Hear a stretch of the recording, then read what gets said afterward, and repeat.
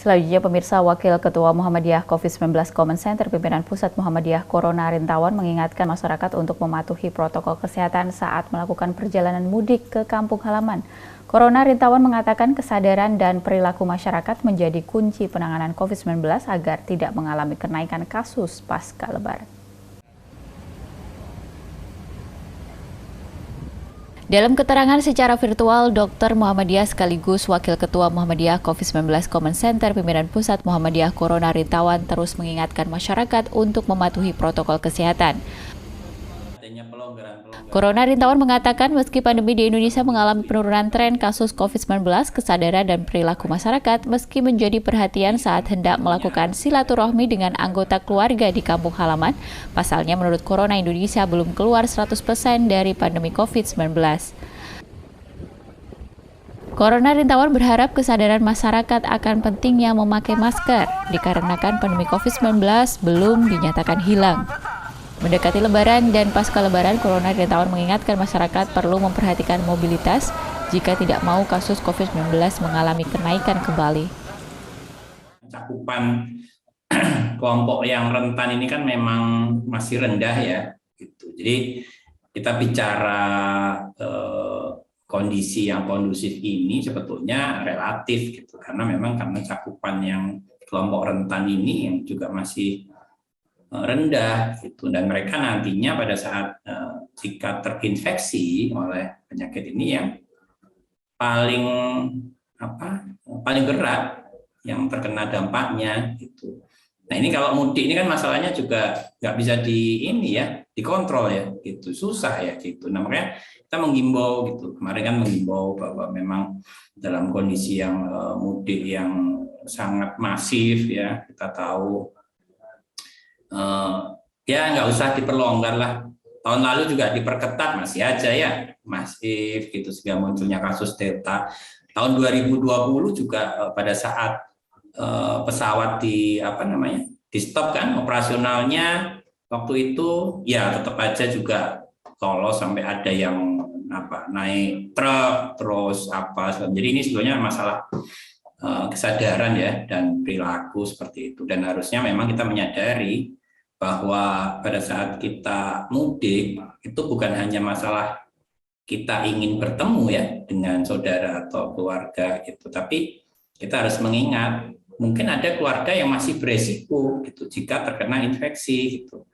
Apalagi kita kebanyakan kan mudik itu bertemu dengan orang tua, dengan kakek nenek. Nah ini yang harus diperhatikan, gitu. Mereka ini yang termasuk kelompok rentan, gitu. Apalagi yang belum sempat vaksin ya, mungkin belum sempat vaksin karena ada penyakit penyerta, ada penyakit komorbid. Nah ini pada saat kita tidak sadar kemudian kita membawa penyakit ya, nanti kita pulang ya mereka yang nanti terkena dampaknya, bukan yang muda-muda ini masalah.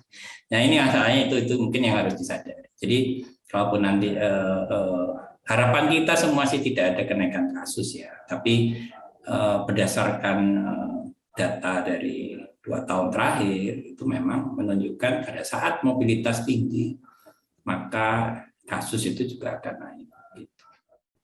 Memang pada kuncinya sebetulnya kalau kita melihat ke arah endemik itu perubahan perilaku. Gitu. Jadi istilah kita memang kalau masih ingat gak dulu ada istilah new normal itu ya yang tahun 2020. Jadi istilah new normal, new habits itu artinya bukan kembali ke normal, gitu, tapi kita membuat satu kondisi yang normal yang baru. Nah, normal yang baru itu seperti apa? Ya dengan perubahan perilaku, gitu, dengan kita memperketat masker, gitu, kemudian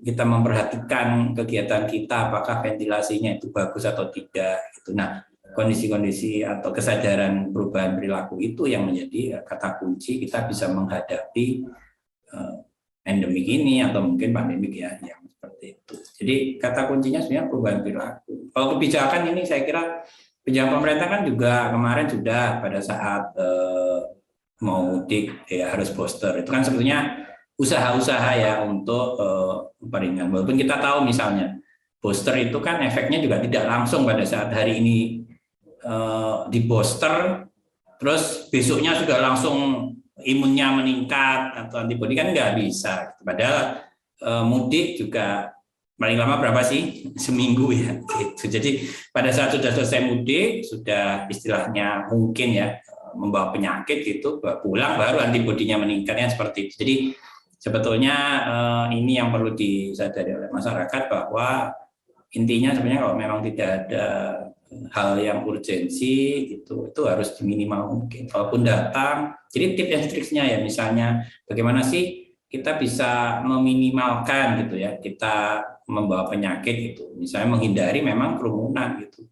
Jadi pada saat perjalanan jauh gitu, hindari tempat-tempat, kan biasa makan tuh yang rame tuh. Nah, mungkin dibungkus, makan di mobil atau makan di parkiran di mana tentunya kondisinya ventilasinya lebih bagus ya, seperti itu, sehingga nanti pada saat mudik itu dia tidak membawa penyakit gitu ya.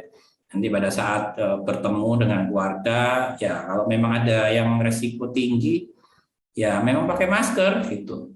Yang kemarin adalah ada himbauan ya, nggak boleh makan-makan ya, boleh halal bihalal, nggak boleh makan-makan ya. Seperti itu memang relatif kan susah juga pada saat itu dihimbau, kemudian masyarakat melakukan itu gitu. Nah, tentunya harus tahu manajemen risikonya gitu. Kalaupun makan-makan, lakukan di teras rumah atau di halaman rumah, di mana itu kondisi ventilasinya lebih bagus ya daripada di dalam rumah. Pada saat tidak makan-makan ya pakai masker lagi, terutama jika memang ada yang kelompok rentan gitu, kakek, nenek. Jadi sebetulnya kita melakukan protokol kesehatan itu sebetulnya kita untuk melindungi orang lain ya. Gitu. Inginnya mudik bertemu tapi malah membawa bahaya, ini kan nggak lucu ya gitu. Nah ini kayak betul-betul yang kita khawatirkan ini setelah mudik ini nanti akan banyak yang terinfeksi gitu. Nah, nanti pada saat yang banyak terinfeksi, mungkin yang muda-muda yang sudah vaksin lengkap nggak akan gejalanya mungkin ringan ya gitu. Tapi kalau untuk yang belum, gitu, apalagi yang kelompok rentan, gitu, yang usia lansia, gitu ya. Ya ini yang anak-anak yang belum mendapat vaksin. Nah ini mereka yang akan mendapatkan dampaknya, gitu. Jangan sampai nanti menyesal belakangan, kan seperti itu ya. Kita sudah terlalu banyak korban. Itu ya saya kira. Jadi mungkin harus tahu bahwa kondisi pandemik ini memang belum sepenuhnya dinyatakan berakhir, dan kita juga melihat dari negara-negara lain yang juga masih naik ya, ada yang naik kasusnya gitu. Nah ini nanti kalau kita tidak biasakan dengan perubahan perilaku gitu ya. Nah ini yang bisa memunculkan lagi gitu. Nah kenapa muncul varian-varian baru ya, karena kita nggak melakukan protokol kesehatan dengan ketat gitu. Itu salah satu, sehingga virusnya masih punya kesempatan untuk menulari ya, untuk pindah dari satu orang ke satu orang, kemudian punya kesempatan untuk bermutasi seperti itu. Tapi kalau kita tetap pakai masker, ya, kemudian kita pastikan pada saat kita beraktivitas ventilasinya bagus, gitu. Usahakan semaksimal mungkin melakukan kegiatan, terutama yang kegiatan berkumpul itu di outdoor, gitu ya, di ruang terbuka, gitu ya, sehingga resiko penularan itu juga minimal. Dengan begitu kita meminimalkan kemungkinan virus ini juga untuk menyebar dan berkesempatan untuk bermutasi. Harapannya semakin lama akan semakin hilang ya, itu seperti itu.